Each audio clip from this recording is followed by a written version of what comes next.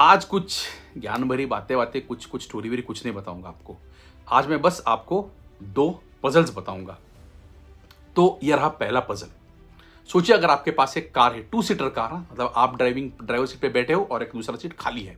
बस ये 2 seater car से आप एक जंगल से गुजर रहे हैं, अब ये रास्ते से गुजर रहे हैं और रास्ते में आपको 3 लोग मिले।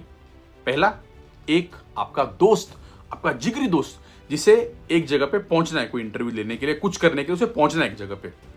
दूसरा, एक बूढ़ी औरत है बेचारी, जिसके पास कोई साधन नहीं है जाने के लिए, उसे दवाखाने में पहुंचना है, कुछ करना है।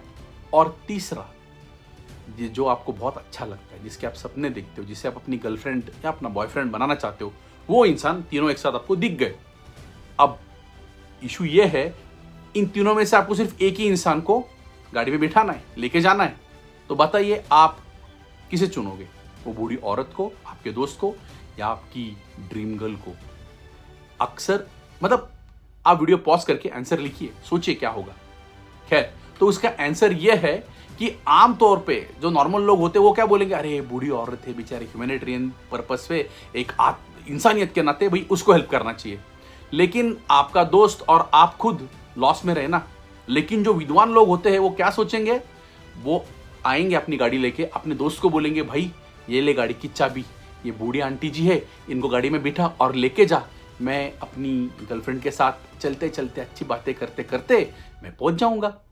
देखा आपने क्या क्या उसने, ये जो चतुर इंसान जो रहता है, उसने सबके लिए एक विन विन सिचुएशन बनाई। तो इसे कहते हैं क्रिटिकल थिंकिंग। ओके, कि हम कोई तर्क बुद्धि में सोच ले कोई भी। चलो, और रहा दूसरा पजल। एक बार एक क्लास में कुछ बच्चों को, बहुत सारे लोग थे, उन्हें कुछ पेपर दिया गया और उसके ऊपर बहुत सारे पिक्चर्स थे, चित्र थे बहुत सारे। तो उन्होंने सबको एक वो हाथ पे पेपर थमाया और बोले कि बताओ, काउंट करो कि इसमें कितने सारे पिक्चर्स हैं। तो लोग पेपर लिए और फटाफट काउंट करने लग गए। 5 सेकंड के बाद एक लड़का उठ गया और उसमें बोला, भाई इसमें 80 इमेजेस है इसमें। तो सब बोला, अरे कब कैलकुलेट किया 4 सेकंड में इसने? सब हैरानी में पड़ गए सब लोग। तो खैर उसको पूछा गया, भाई तूने कैसे उसका फटक करके आंसर दिया? तो बोला, अरे पहले पेज के निचले वाले कॉर्नर में लिखा हुआ था कि इस पेपर पे 80 इमेजेस है, काउंट करने की जरूरत नहीं है। तो देखा आपने, इस बार भी चतुर इंसान ने क्या किया, उसने ऑब्जर्व किया, उसने आजू बाजू ऑब्जर्व किया।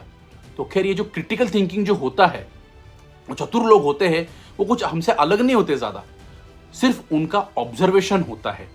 वो चीजों को जरा गौर से ऑब्जर्व करते हैं। ऐसा कहते हैं, devil lies in the details, मतलब जो डिटेल होता है उसमें ही असली मतलब छुपा हुआ रहता है। ये जो कॉन्ट्रैक्ट्स वगैरह जो साइन होते हैं ना, तो कॉन्ट्रैक्ट में जो ये बहुत बड़े पन्ने जो रहते हैं, बहुत बड़ा, उसके अंदर बहुत लाइंस रहती है बहुत सारी, वहीं पे कहीं पे ट्विस्ट टर्न रहता है, वहीं पे कई बार आपको अटकाने का एक जरिया भी होता है। तो आप ये भी पढ़े, क्योंकि उसके अंदर डिटेल्स होते हैं। अब आप बोलोगे ये क्रिटिकल थिंकिंग भाई कैसा, हम बढ़ाए कैसे हम इसको? अब हम कोई भी इसके साथ जन्म नहीं लेते, या कोई विद्वान इंसान कोई जन्मता ही कोई ऐसा विद्वान नहीं होता। वो या तो ऑब्जर्वेशन से ग्रेड बनता है। एक आम इंसान जो होता है वो अपनी गलतियों से सीखता है, और जो चतुर इंसान होता है वो दूसरों से सीखता है।